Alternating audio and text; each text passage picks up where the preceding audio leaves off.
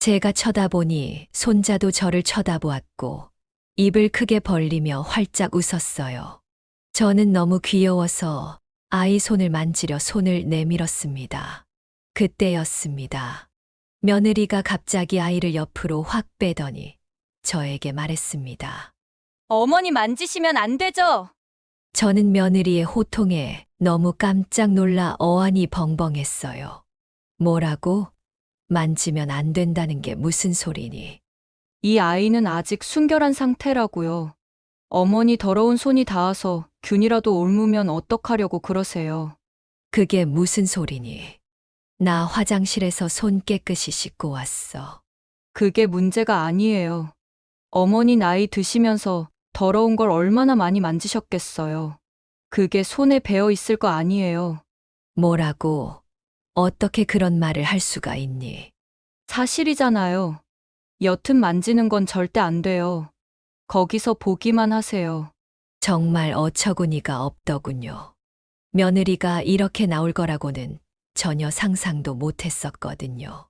저는 무슨 말을 해야 할지 몰라 잠시 벙쪄 있었습니다. 이미 면역 체계는 다 갖춰졌단다. 우리가 이렇게 만진다고 무균실에 있는 아기처럼 위험하지 않아. 어머님 저도 알아요. 어머님만 아는 거 아니에요. 근데 혹시나 해서 그래요. 정말 혹시라도 아이가 안 좋은 영향 받으면 어머님이 책임지실 거예요? 그 순간 저도 모르게 눈물이 나더군요. 며느리에게 이런 말을 들을 줄은 전혀 몰랐으니까요. 제 모든 인생이 부정당한 것 같았어요. 그래도 남에게 피해 주지 않고 정직하게 살아왔다고 생각했는데 며느리한테 더러운 병균 취급을 당하다니요. 정말 억울해 미칠 것 같았어요. 저는 최대한 긍정적으로 생각하려고 했지만 그 자리에선 안 되겠더라고요. 저는 자리를 벅차고 일어나 밖으로 나섰어요. 이게 어떻게 된 일일까요? 지금 손자를 보러 간 시어머니에게 며느리가 더럽다며 아이를 만지지 말라고 화내고 있는데요. 어머니는 그런 며느리의 태도에 당황한 듯 보이네요. 오늘은 며느리에게 좋은 시어머니가 되려 했지만 자신을 푸대접했던 며느리에게 큰 상처를 받은 박복수님의 사연입니다. 이후로도 정말 어이없는 일들이 벌어졌다고 하는데요. 어떤 내용의 이야기일지 바로 들어보도록 하겠습니다. 안녕하세요. 저는 올해로 67이 된 박복순이라고 합니다. 경기도 안산에서 살고 있어요. 꽤 오래전부터 저와 비슷한 나이 또래의 여러분들 사연을 들으며 하루를 마무리하는 게 저의 일상이었습니다. 나이 먹을 만큼 먹었음에도 사연을 들을 때마다 새로 배우는 것들이 있더라고요. 감정적으로도 많이 도움이 되었어요. 웃기도 하고 울기도 하고 화를 내기도 했습니다. 제가 모르는 분의 이야기지만 마음을 다해 공감을 하다 보니 마치 아는 사람의 일처럼 제가 대하고 있더라고요. 하지만 그러면서도 사연에서 들어왔던 안 좋은 일들이 저에게는 절대 일어나지 않을 거라 생각하고 있었습니다. 그건 정말 제 착각이었더라고요. 몇 년 전 제가 참 어이없는 일을 겪게 되었기 때문이었어요. 아들 며느리와 있었던 일이었습니다. 물론 다른 분들이 겪으신 일에 비해 많이 심각하진 않을 수 있지만 제 입장에서는 정말 슬프고 아팠던 일이었어요. 그래서 이 이야기는 누구한테도 말하지 않고 제 가슴 속에 가지고 있었답니다. 지금에 와서야 용기를 내 여러분과 제 이야기를 공유하려고 하니 많은 응원과 위로를 부탁드려요. 그리고 제가 어떻게 했어야 했는지, 그리고 남은 인생은 어떻게 살아가야 할지 현명한 여러분의 생각을 듣고 싶습니다. 그럼 이야기 시작해 볼게요. 아들과 며느리 이야기를 하려면 제 이야기와 저희 시어머니 이야기를 먼저 드려야 할 것 같네요. 저는 안산 토박이입니다. 정말 아무것도 없었던 시절부터 살았어요. 그리 유복한 가정은 아니었는데 형제가 많아서 어머니, 아버지는 쉬지 않고 일을 하셔야 했어요. 그중 막내였던 저는 이쁨을 듬뿍 받고 자랐습니다. 일을 하는 어머니, 아버지 대신 저를 돌봐주고 공부도 가르쳐 주었어요. 그러다 보니 저를 가르쳐 주는 언니, 오빠가 멋있어 보였고, 저도 누군가를 가르쳐 주고 싶다는 마음이 어려서부터 있었죠. 그렇게 저는 잘하지도 못하는 공부를 열심히 했습니다. 그렇게 저는 지방에 있는 사범대학에 합격을 했고, 이후 전문 교육 과정을 밟았어요. 학비를 제 힘으로 벌었어야 해서 2년 정도 학교를 쉬긴 했지만, 26살이 되는 해에 저는 중학교 국어 선생님이 될 수 있었습니다. 책 읽는 것을 좋아했기에 영어, 수학, 과학 같은 과목보다 국어가 좋았거든요. 가족들도 저를 참 자랑스러워 해줬어요. 80년대 당시에는 교사가 좋은 직업이었거든요. 근데 한 가지 걱정이 있었죠. 제가 워낙 남자에 관심이 없다 보니 주변에서는 제가 결혼 못하고 노처녀로 늙어 죽는 거 아니냐 하는 걱정을 하기 시작했습니다. 저는 아무 생각 없이 아이들 가르치는 보람에 살고 있었는데 주변에서 워낙 제 걱정을 하다 보니 저 또한 고민이 되더라고요. 그래서 그때부터 선을 보기 시작했어요. 교사라는 직업 때문인지 여기저기서 선이 많이 들어왔거든요. 1년 동안 거의 20번 이상은 선을 본 것 같아요.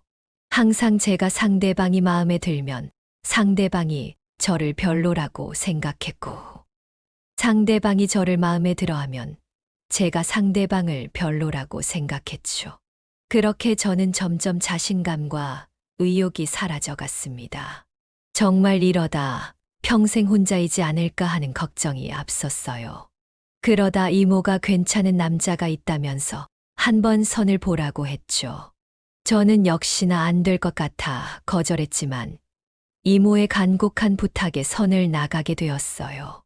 상대방으로 온 남자는 참 순수한 남자였어요. 저의 눈을 제대로 쳐다보지도 못하더라고요. 저는 씩씩하고 자신감 있는 남자가 좋았는데 정반대였어요.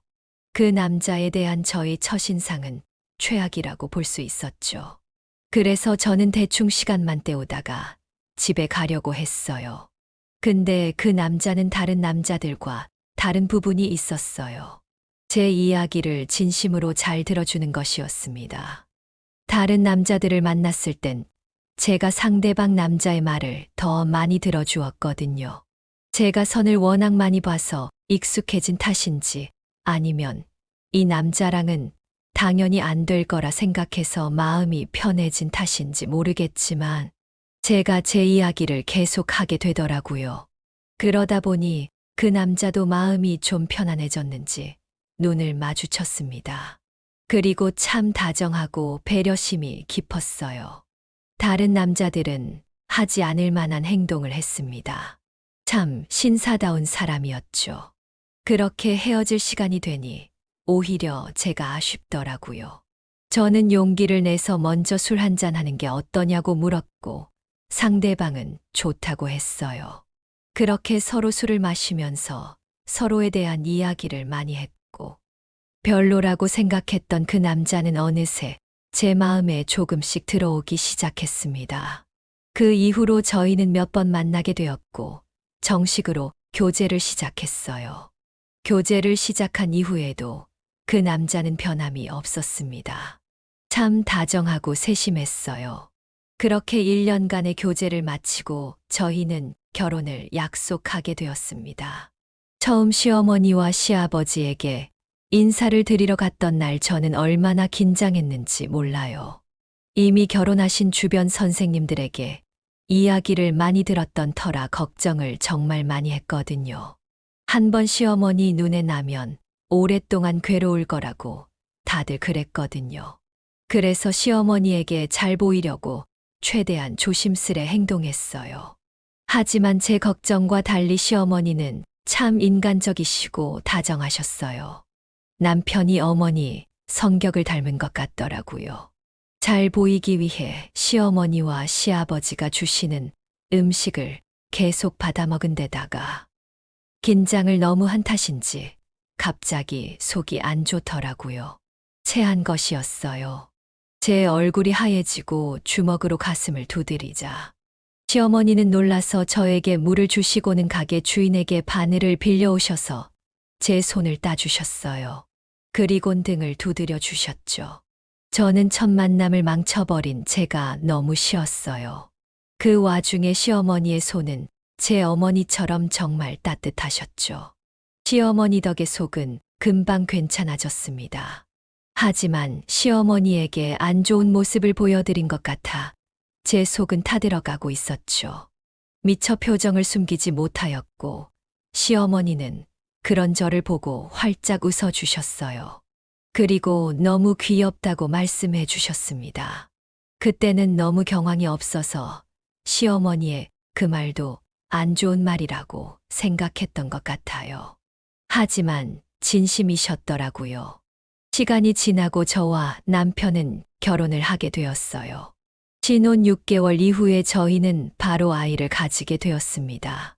너무 귀여운 딸이었죠.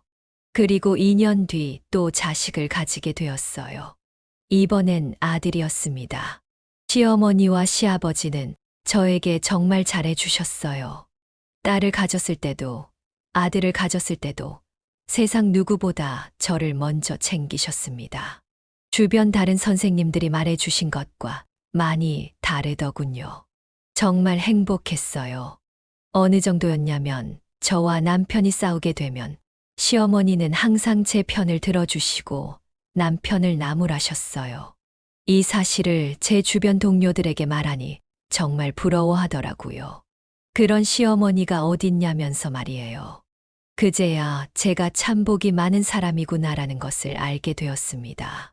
저는 그런 시어머니에게 많은 도움을 받았고, 저도 언젠가 제 아들과 딸이 결혼하게 되면 그런 시어머니, 장모가 되어 주어야겠다고 생각했어요.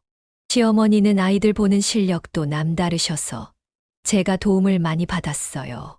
정말 세심한 것까지 알려주셨고, 제가 힘들어 할 땐 가장 먼저 달려오셔서 아이들을 봐주셨어요.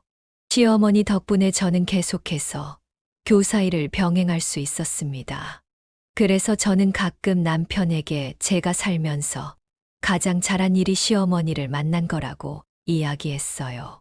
그럼 남편은 자기를 만난 게 아니라 왜 시어머니냐면서 삐지곤 했습니다. 그렇게 시간은 화살처럼 빠르게 흘러갔고 아이들은 대학생이 되었어요. 나이가 들어가면서 시어머니는 점점 몸이 약해지셨고 딸이 대학교 3학년, 아들이 대학교 1학년 때 돌아가시게 되었습니다. 그때 저는 정말 저희 어머니 돌아가신 것처럼 울었어요. 영원한 제 편을 한 명 잃은 기분이더군요. 저는 시어머니 관을 묻으며 마음속으로 편지를 썼어요. 어머님, 저를 딸처럼 대해 주셔서 고마워요. 근데 평생 감사하다는 말을 잘 못 드린 것 같아 마음에 걸리네요. 다음의 생에서도 제 시어머니가 되어 주실 거죠? 저도 어머니처럼 좋은 시어머니가 될게요. 항상 저희 가족 보살펴 주셔서 감사했습니다. 위에 가셔서는 편히 쉬세요. 그렇게 기도를 하니 정말 마음을 단단히 먹게 되더라고요. 시어머니는 세상에 안 계시지만 제 마음 어딘가에서 저를 계속 지켜봐 주시는 것 같았어요. 시어머니가 돌아가신 이후로 8년이라는 시간이 흘렀습니다. 아이들은 어엿한 직장인이 되었어요. 저와 남편의 걱정은 이제 없는 듯 보였습니다. 딸도 좋은 남편감과 잘 결혼을 했고, 아들도 결혼할 여자를 저희에게 소개시켜 주었어요.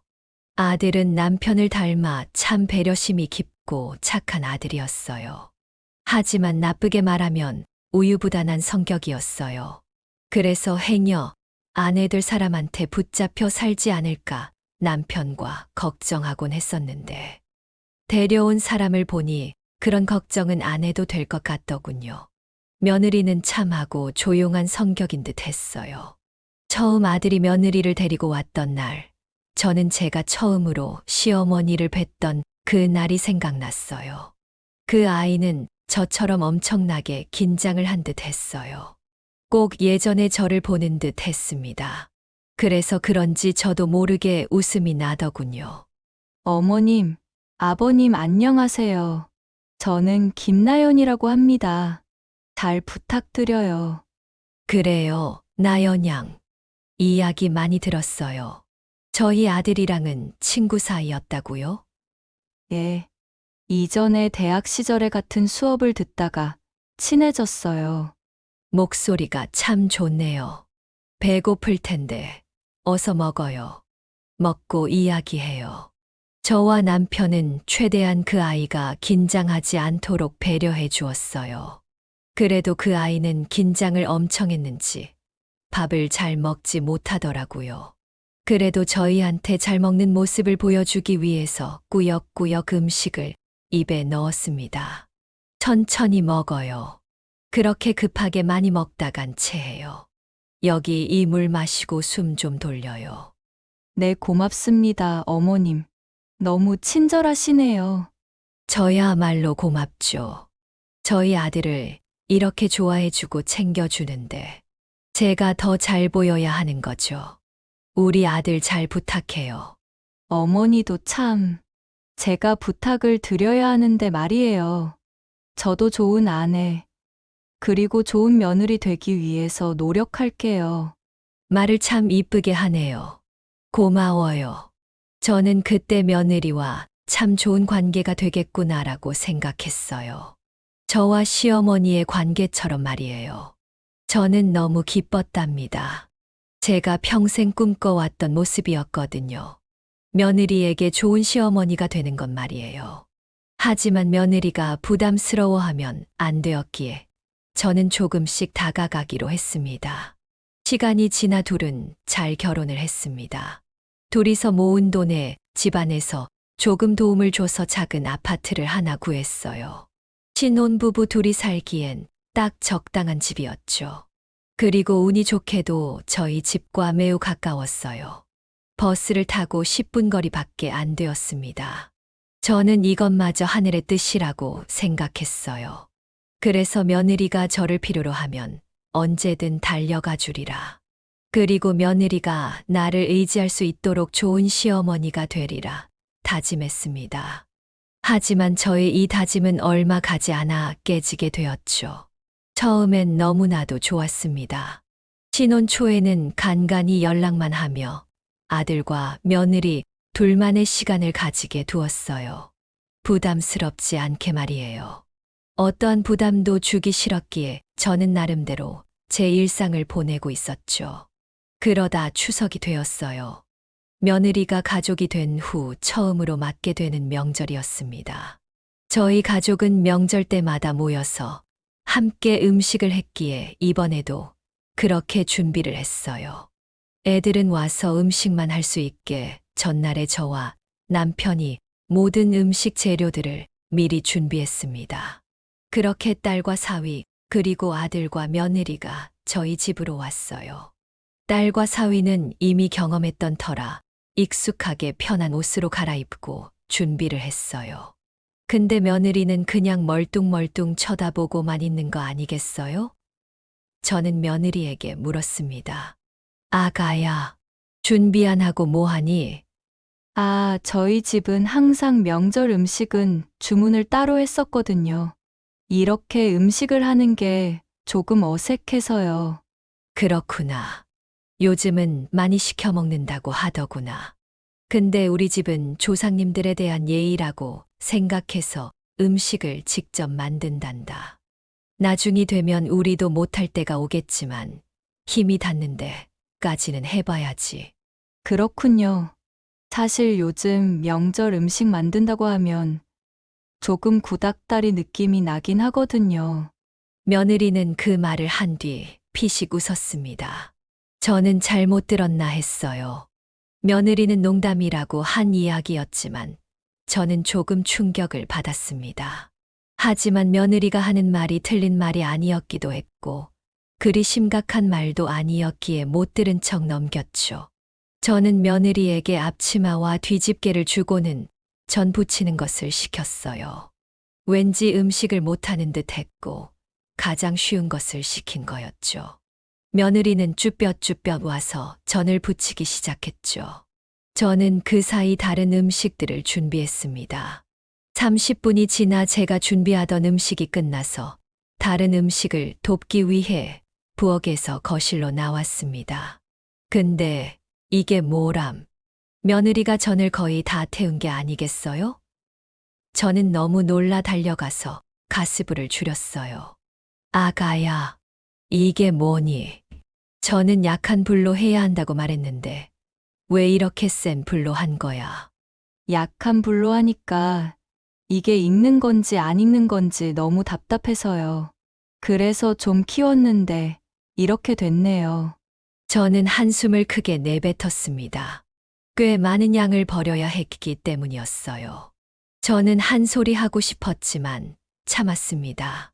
돌아가신 시어머니를 생각하면서요. 저는 시어머니라면 지금 이 상황에 어떻게 말씀하셨을까 생각해 보았어요. 그리곤 며느리에게 말했습니다. 괜찮다. 그렇게 실수하면서 배우는 거야. 내가 하는 것 잘 보고 배우렴. 저는 며느리에게 뒤집개와 숟가락을 받아 몸소 시범을 보였어요. 근데 며느리는 제가 이렇게 하는 것에 대해 별 관심을 보이지 않았어요. 집중하지 않는 게 눈에 보였죠. 마치 하기 싫은 걸 억지로 하는 것처럼요. 그때 저는 쎄한 기분을 처음 느꼈던 것 같아요. 저희 바램은 그저 서로 이런저런 이야기하면서 오순도순 명절을 보내는 거였는데 말이에요. 며느리는 이렇게 명절을 보내는 것에 불만이 많아 보였으니 말이에요. 그렇게 며느리와 아들은 당일 저녁에 집으로 갔습니다. 저는 그날 밤 누워 생각을 하게 되었어요. 제가 무엇을 잘못했는지, 며느리와 잘 지내기 위해서는 어떤 노력을 해야 하는지 말이에요. 그렇게 생각 끝에 저는 다음 날 남편에게 말했죠. 여보, 할 말이 있어요. 뭔데? 우리 다음부터는 명절 음식 직접 준비하지 말고 다른 집처럼 시킵시다. 갑자기 왜 음식하기 힘들어? 애들이 도와주잖아. 그게 싫어서요. 애들도 명절에 편하게 집에서 쉬다가 가고 싶을 텐데. 와서 하루 종일 음식하는 거 도와주면 명절에 우리 보러 오고 싶겠어요? 우리 때랑 시대가 변한 것 같아요. 우리가 애들이랑 좋은 관계 유지하려면 우리가 맞춰야지 어떡하겠어요. 참, 당신이 그러자면 그렇게 해야지. 네. 어머님, 아버님 좋아하시던 잡채만 제가 따로 준비할게요. 고마워. 난 애들이 불편해하는지 몰랐네. 당신 아니었으면 평생 몰랐을 거야. 혹시나 해서 그러는 거예요. 저도 고마워요, 여보. 그렇게 저희 부부는 아이들이 불편하지 않은 방향으로 맞춰가기로 했습니다. 저희가 원하는 것을 아이들에게 강요하면 사이만 틀어질 뿐, 서로의 관계에 좋을 것이 하나도 없다고 생각했기 때문이었어요. 그렇게 저는 며느리와 좋은 사이가 될 수 있을 거라 믿었습니다. 어느 날이었어요. 김장철이 되어 저는 김장을 준비했죠. 김장은 친한 아주머니들과 품앗이를 하던 터라 아이들을 부르지 않았습니다. 저는 담근 김장김치를 딸과 사위한테 택배로 보내주었어요. 그리고 아들과 며느리에게도 김장김치를 주기 위해 연락을 했어요. 집이 가까우니 택배보다는 가지러 오는 게 더 좋을 것 같다고 생각해서였어요. 아들에게 전화했더니 일이 바빠서 자기는 못 오고 아내한테 부탁해 놓겠다고 했습니다. 1시간 뒤 며느리에게 문자 하나가 튀고 왔습니다. 그것을 읽은 저는 어이가 없었어죠. 자기가 몸이 좀 불편해서 그런데 좀 가지고 와주면 안 되냐는 내용이었죠.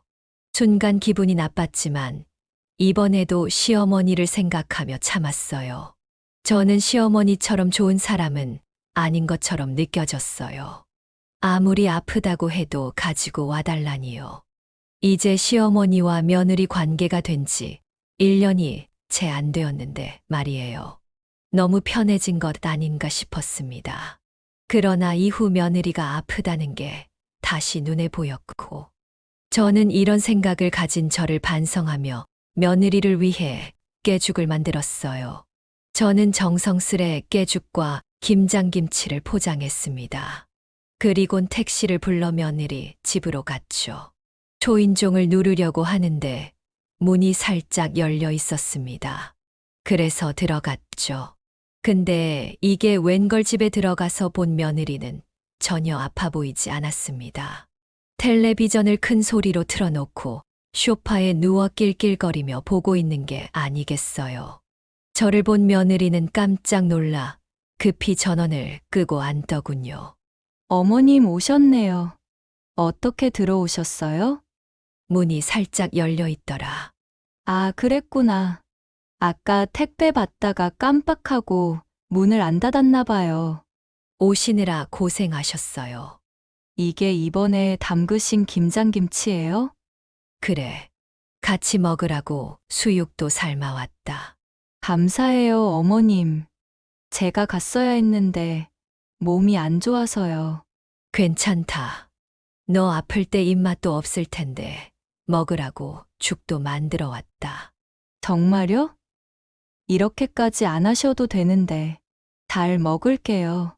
근데 아픈 건 어떠니? 어디가 아픈 거야? 아, 그거요? 아침에 배가 좀 아팠는데 약 먹으니까 조금 괜찮아졌어요. 다행이다. 오늘은 아무것도 하지 말고 푹 쉬렴. 네, 감사해요, 어머님. 저는 며느리를 위해 직접 싸온 죽을 데워서 줬어요. 근데 며느리는 먹기 싫어하는 듯 깨작깨작 먹더라고요. 왜 이렇게 못 먹어? 맛이 없어. 제가 깨죽은 처음이어서요. 제 스타일은 아니에요. 다는 못 먹겠네요. 남은 건 뒀다가 나중에 먹을게요. 며느리는 너무 솔직했어요. 그게 나쁜 건 아니었지만 힘들게 싸운 저를 위해서라도 조금 돌려서 말해줬으면 어땠을까 생각은 들더라고요. 생각해보면 저는 시어머니가 참 좋았고 편했지만 그래도 말은 가려서 했던 것 같았거든요. 요즘 시대가 변해서 애들이 참 솔직해졌다고 긍정적으로 생각하려 노력했어요. 그렇게 시간은 흘렀고 저는 며느리와 좋은 관계를 유지하기 위해서 최대한 노력했습니다. 하지만 생각처럼은 잘 안 되더라고요. 부담스러워 할까봐 먼저 연락하지 않았는데 며느리도 따로 연락이 없었어요. 집이 10분 거리인데 말이죠.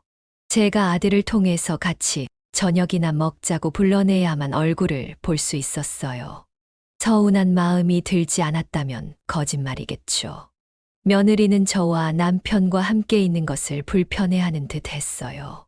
최대한 할 일만 하고 집에 가려 했어요. 저는 고민을 하다가 남편에게 마음을 털어놓았죠. 여보, 저 궁금한 게 있어요.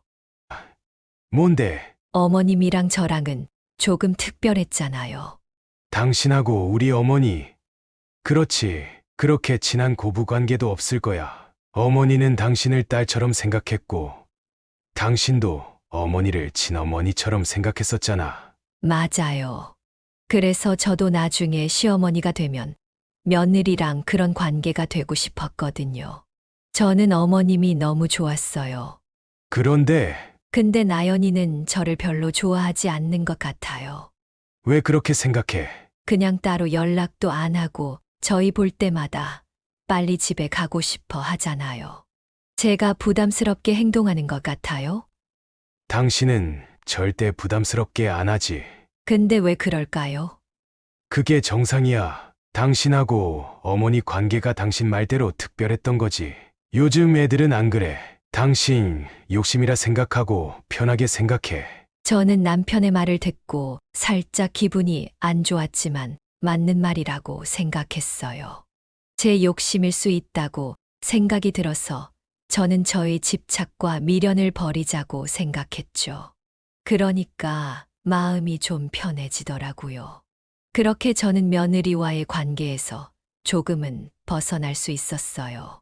매일 같이 아주머니들과 이런저런 이야기를 하고 여러 취미 생활을 즐기니까 언제 그랬냐는 듯 마음이 편해지더라고요.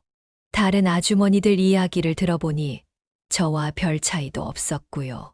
제 며느리보다 더한 며느리도 많았기에 제 며느리 정도면 그래도 양호한 편이라고 생각했습니다. 근데 얼마 후 이런 제 생각을 송두리째 바꿔버린 사건이 일어나게 됩니다. 시간은 흐르고 며느리가 아이를 가지게 되었어요. 남자아이라고 하더라고요. 저와 남편은 정말 기뻤어요.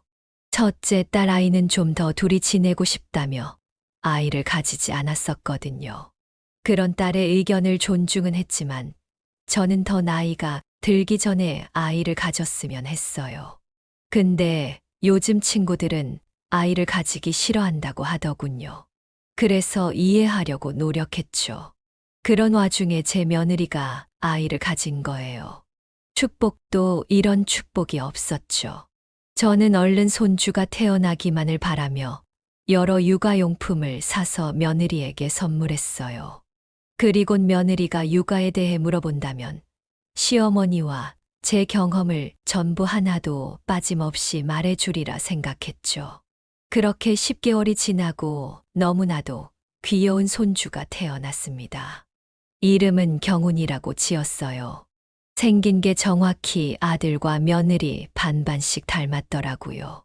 그 모습을 보니 제 아들이 태어났을 때가 생각이 났어요. 정말 많이 울어서 저와 남편이 굉장히 힘들었거든요. 며느리는 아이를 낳고 곧바로 산후조리원에 들어갔습니다. 저 때는 시어머니가 직접 저와 아기를 돌봐주셨는데 요즘 세상은 좋아졌더라고요.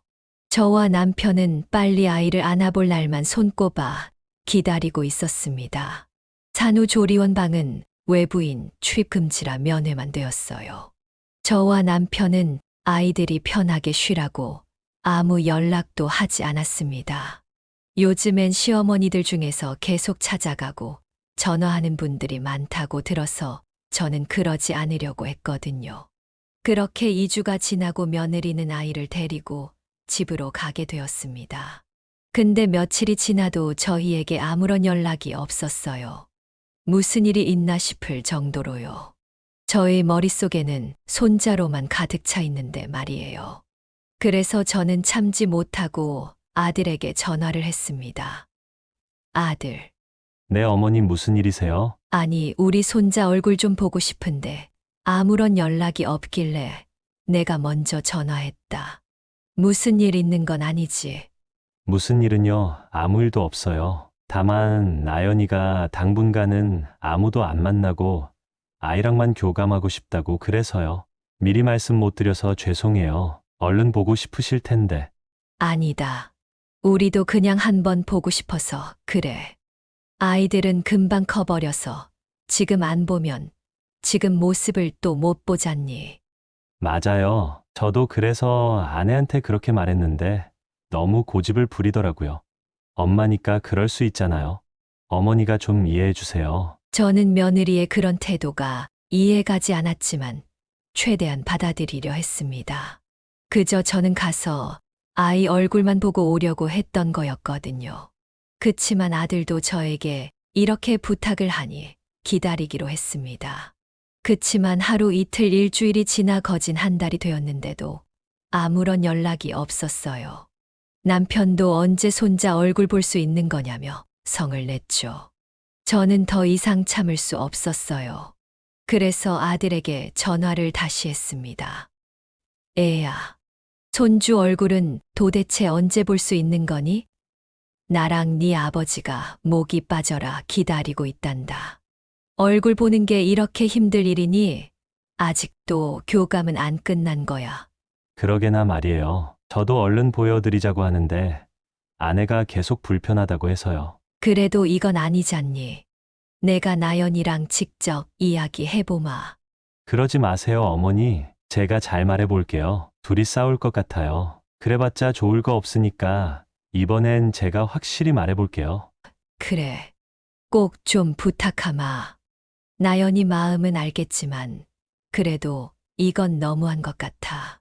너도 너무 배려만 해주지 말고 네 의견을 확실히 말하렴. 네, 어머니.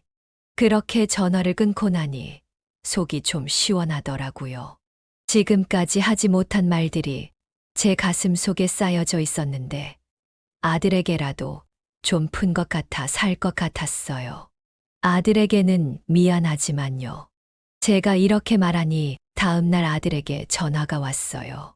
어머니, 이번 주에 보러 오세요. 토요일이랑 일요일 중에 언제가 괜찮으세요? 아무 때나 괜찮단다. 나연이한테 괜찮은 시간 물어봐서 우리한테 전해주렴. 네, 근데 제가 주말에 출장을 가야 해서 아마 저는 없을 거예요. 나연이한테 당일에 바로 연락하시면 될 거예요. 저는 그 전화를 받고 너무나 기뻤어요.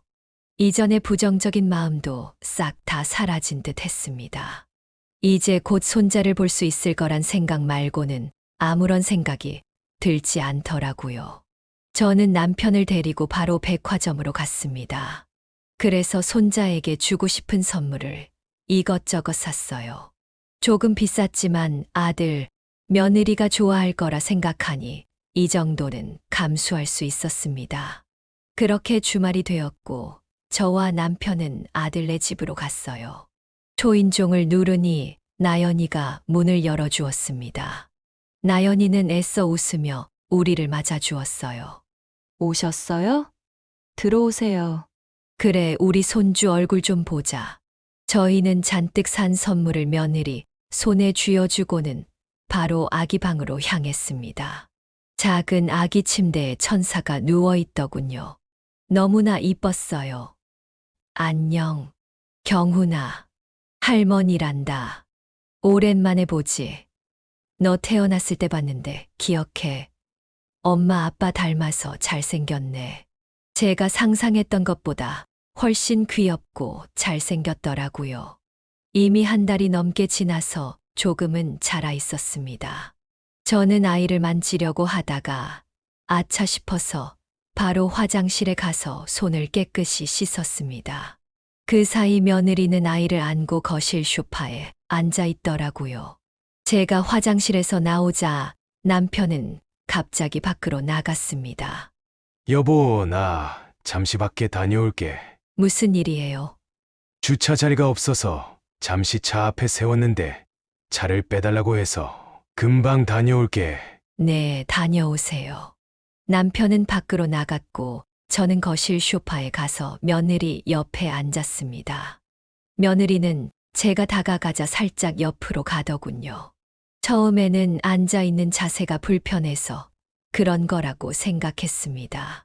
그래서 제가 살짝 다시 옆으로 가자 또 옆으로 가더군요. 저는 의아했지만 별 생각 없이 손자만 보고 있었습니다. 제가 쳐다보니 손자도 저를 쳐다보았고 입을 크게 벌리며 활짝 웃었어요. 저는 너무 귀여워서 아이 손을 만지려 손을 내밀었습니다. 그때였습니다.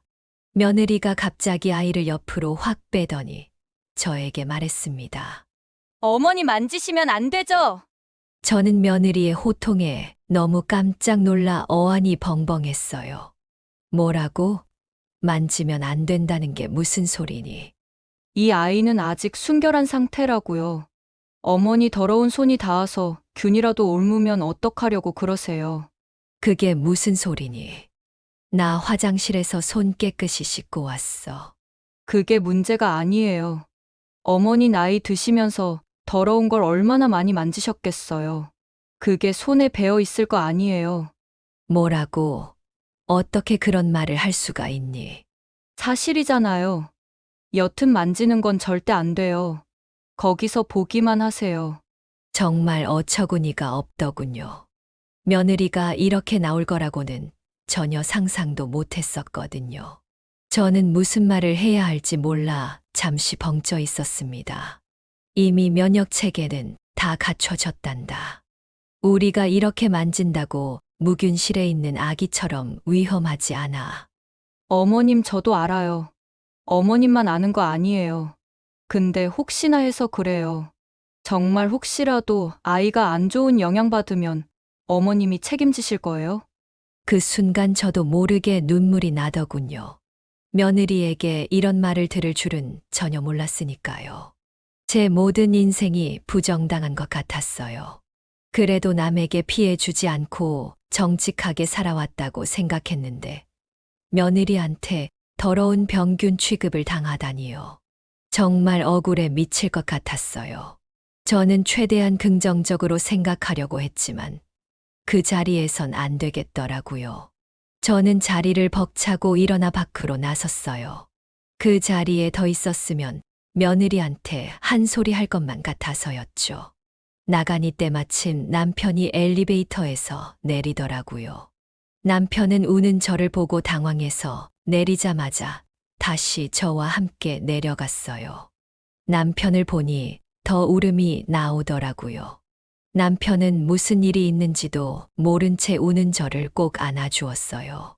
저는 그 길로 남편과 다시 집으로 갔습니다. 고맙게도 남편은 제가 말을 꺼낼 때까지 아무 말도 하지 않더군요. 집에 도착해서야 물 한 잔 마시고 남편에게 있었던 일을 말해 주었어요. 남편은 제 이야기를 듣고 노발대발했어요. 어떻게 그럴 수가 있냐며 자기가 당장 가서 한마디 해야겠다고 하더군요. 저는 그런 남편을 붙잡았어요. 여보, 그만해요. 처음 엄마가 된 거잖아요. 그렇게 불안해할 수도 있죠. 뭐? 그게 말이나 되는 소리야? 당신을 더러운 병균 취급하는 게 말이나 되냔 말이야. 그전에도 당신이 며느리 얼마나 아껴주고 배려해줬어. 보답은 못할 망정 뭐? 더럽다고? 이건 안 되겠어. 내가 당장 가서 한마디 해야만 속이 풀릴 것 같아. 저 보고 좀 참아요. 일단 화 좀 가라앉혀요. 아이 낳은 지 얼마 안 돼서 그럴 수도 있어요. 조금 기다려봐요. 우리. 당신은 너무 착해서 탈이야. 아들한테는 말할 거니까 그건 말리지 마. 남편은 곧바로 나가서 아들에게 전화를 하더군요. 무슨 말을 했는지는 모르지만 저녁에 바로 아들에게 전화가 왔어요. 그래. 무슨 일이니? 어머니, 아버지한테 이야기 들었어요. 오늘 안 좋은 일이 있었다면서요? 그래. 네 아버지가 하는 말이 과장되었다고 말하고 싶지만 사실이다. 며느리가 나한테 그렇게 말할 줄은 상상도 못했단다. 죄송해요. 제가 따끔하게 말해놨어요. 들어보니까 아내도 그럴 생각은 아니었는데 요즘 예민해서 그랬던 것 같아요. 그래. 이해 못하는 건 아니다만 말이 너무 심했단다. 네, 어머니 말고 저도 잘 못 만지게 해요. 아직 장인어른이랑 장모님도 못 사나 보셨어요. 뭐, 너는 아빤데도 못 만지게 한다고. 네, 아는 분에게 물어보니까 정신적으로 스트레스를 많이 받아서 그럴 수가 있다고 해서 요즘 제가 잘 맞춰주고 있거든요. 그랬구나. 어딘가 아파서 그런 거라면 이해해야지. 고마워요, 어머니. 사실 저도 요즘 너무 힘들어요. 아내가 어디서 뭔가 계속 보고 듣고 와서는 저에게 강요하는 거 있죠? 뭘 강요하는데. 저는 아들이랑 뽀뽀하고 싶은데 병균 옮는다면서 2년 지난 다음에 뽀뽀를 하라는 거예요. 우리 입에 있는 균이 아이에게 옮아서 충치가 생긴다나 뭐라나. 뭐, 그건 맞는 말이다만 너무 유난 떠는 거 아니니. 그러게 말이에요. 너무 강력하게 요구하니까 뭐라 할 수도 없고. 어쨌든 제 입장은 이래요. 너무 죄송해요. 제가 잘 말해놨고 아내도 반성하고 있으니까 용서해 주세요. 그래. 알겠다. 나연이 좀 바꿔줄 수 있겠니? 네, 지금요? 그래, 지금. 저는 당장 며느리와 풀어야겠다고 생각했어요. 더 시간이 지나면 어색해질 수 있으니까요. 아마 시어머니라면 이렇게 하셨을 거라 생각했어요. 네, 어머님. 그래. 뭐라도 좀 먹었니? 내 남편이 음식 포장해 와서 좀 먹었어요. 잘했다. 아까 일은 정말 죄송해요. 제가 너무 예민해서 그랬나 봐요. 남편 말 들으니까 좀 알겠더라고요. 아니다. 나야말로 너가 그렇게 힘든 줄 몰랐구나. 이해해 주셔서 감사해요. 아이 관한 건 제가 너무 예민해지더라고요. 그래, 그게 엄마니까. 힘들거나 고민 있을 땐 언제든지 괜찮으니 나한테 연락하거라. 아이 키우면서 궁금할 게 많을 거야. 나도 그랬으니깐. 네, 감사해요, 어머님. 그래. 오늘 일은 서로 잊고 다시 잘 지내자꾸나. 네, 어머님. 다음에 가면 손주 한번 만져볼 수 있겠니? 네, 어머니. 그럼요. 조만간 또 놀러 오세요. 저는 그렇게 전화를 끊었어요. 마음이 좀 편해지더군요. 며느리가 임신하고 아이를 키우며 스트레스를 많이 받은 듯 했어요. 무슨 병인지는 모르겠지만 마음의 병이라고 생각했죠. 남편에게도 이 사실을 말하니 그제서야 화가 좀 누그러지더군요. 며칠이 지나고 저는 다시 손주를 보러 갈 약속을 잡았어요. 이번엔 며느리와 직접 연락을 했죠. 며느리와 직접 연락을 하니 좋더라고요. 이전에는 안 좋은 일이 있었지만 이 일을 계기로 더 가까워질 수 있을 것만 같았어요. 그렇게 저는 평일 오전에 홀로 며느리와 손주를 보러 아들네 집으로 향했습니다. 며느리는 문을 열어주었고 이전보다 훨씬 밝은 모습이더라고요. 그 일 이후로 처음 보는 거였지만 다행히도 어색하지는 않았습니다.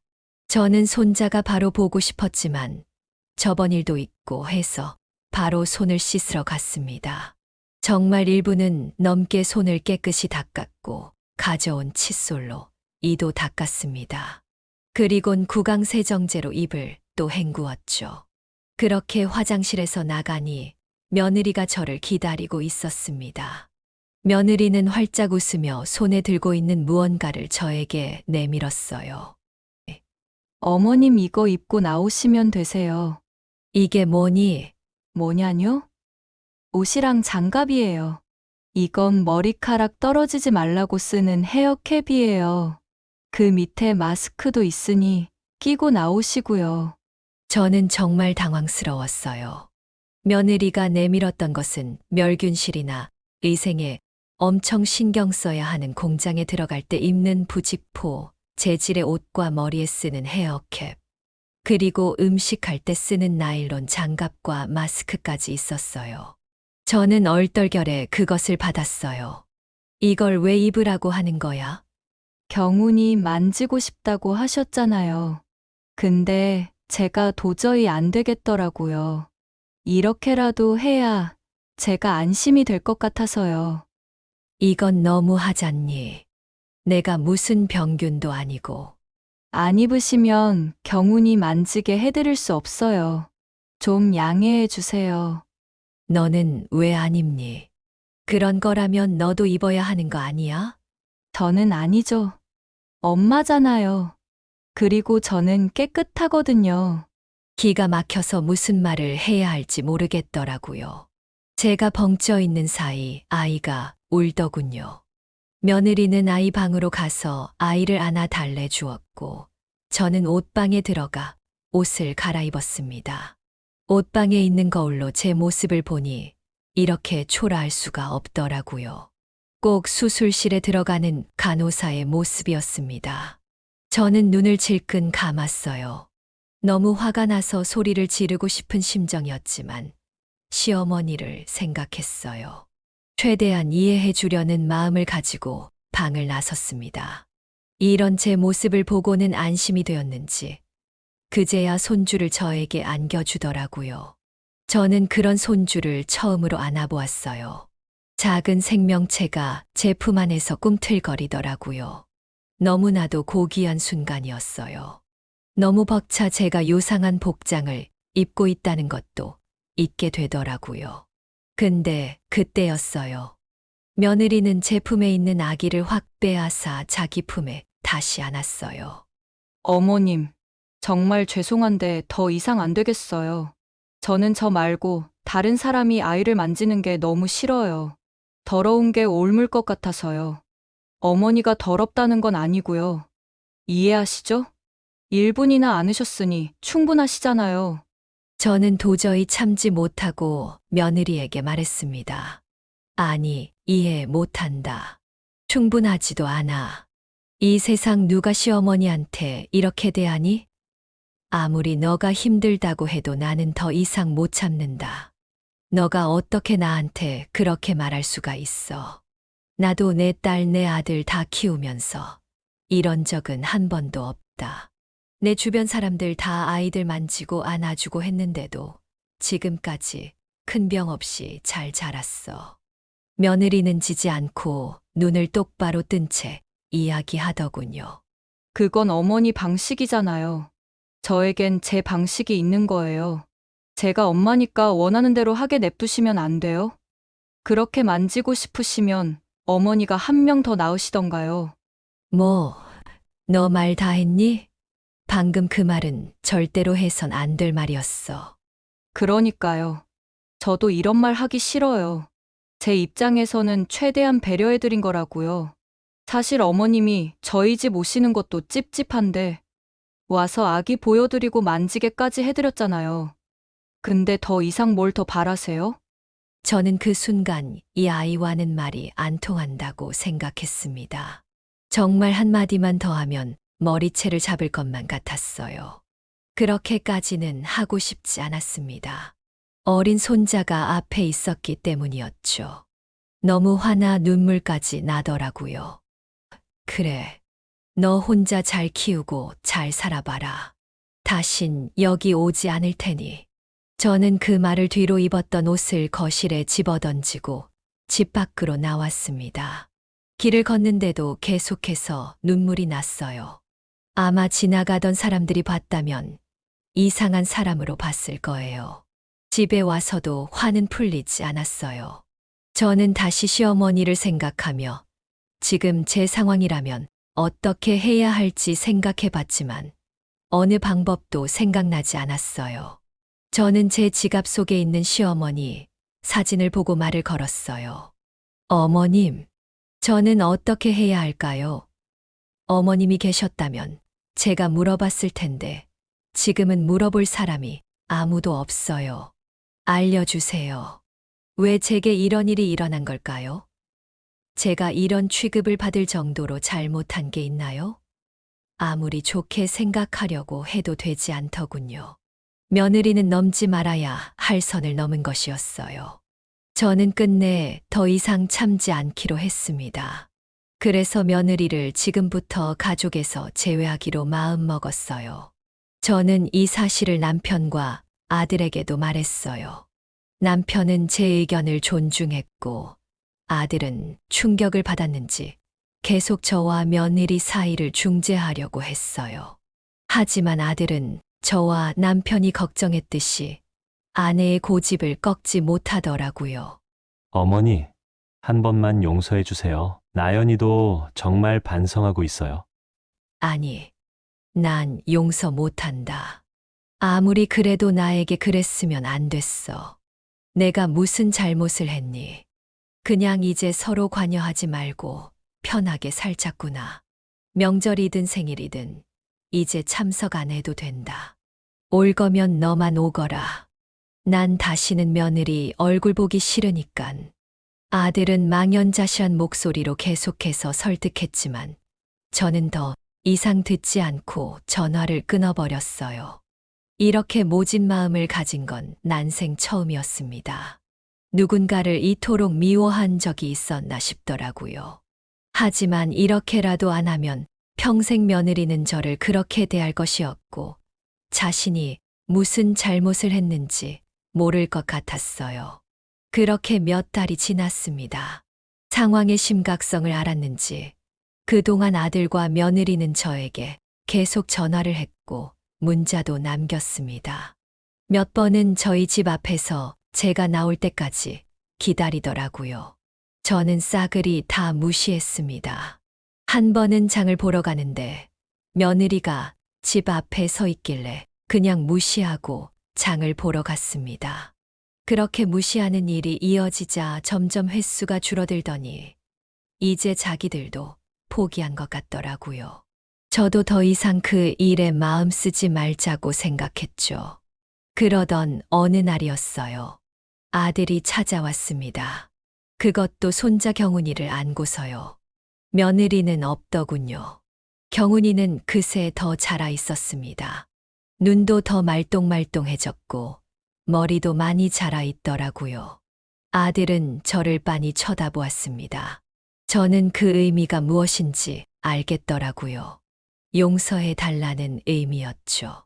제가 더럽다며 아이의 털끝 하나도 건드리지 못하게 했던 아이가 아이만 덜렁 저에게 보냈으니까요. 저는 그제야 며느리를 용서해야겠다는 생각이 들었습니다. 아들에게 억지로 데려온 거냐고 물었지만 며느리의 의지라고 하더군요. 그렇게 저는 처음으로 맨손인 채 손자를 안게 되었어요. 지금까지 있었던 일들이 주마등처럼 스쳐가더군요. 주책인 걸 알지만 눈물이 흘렀어요. 그렇게 시간이 지나고 저와 남편은 아들과 며느리와 식사 자리를 함께 했습니다. 정말로 어색한 자리였죠. 며느리는 저희를 보고 고개를 숙인 채 울기만 했습니다. 그날 저희는 서로 화해를 하게 되었어요. 하지만 그 앙금이 사라지지는 않더라고요. 지금도 그렇게 친한 관계는 아닙니다. 여전히 조금은 서먹서먹하고 어색한 관계지만 그래도 점점 좋아지고 있어요. 며느리도 마음을 좀 열었는지 정말 조금씩 다가오고 있고요. 한 번도 연락한 적 없던 애가 일주일에 한 번은 연락도 하고 손자를 데리고 저희 집에 가끔 오고 있으니까요. 저도 며느리를 보면 가끔 그때가 생각나긴 하지만 잘 이겨내 가고 있습니다. 어쩌면 나중에는 정말 제가 원했던 관계가 되지 않을까 기대를 하면서요. 제 이야기는 여기까지입니다. 여러분은 어떻게 생각하시나요? 며느리의 행동이 납득이 가시나요? 아니면 제가 유난을 떨었던 걸까요? 제가 더 좋은 시어머니가 되려면 어떻게 했어야 했고, 또 이후에는 어떻게 해야 할까요? 여러분의 생각이 궁금하네요. 그럼 저는 여기서 인사드려야겠네요.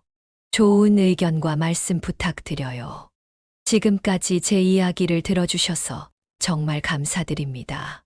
네, 오늘 이야기는 어떠셨나요? 오늘 이야기를 듣고 어떻게 생각하시는지 어머님, 아버님의 생각을 댓글로 공유해주세요. 저는 또 다른 사연으로 찾아뵙겠습니다. 좋아요, 구독, 알람 설정을 통해 앞으로도 따뜻한 정을 나눌 수 있게 함께 해주세요. 어머님, 아버님의 삶의 지혜와 경험을 나눌 수 있는 통로가 되겠습니다. 오늘도 인생을 바꾸는 관점을 통해 사연을 들어주셔서 감사합니다.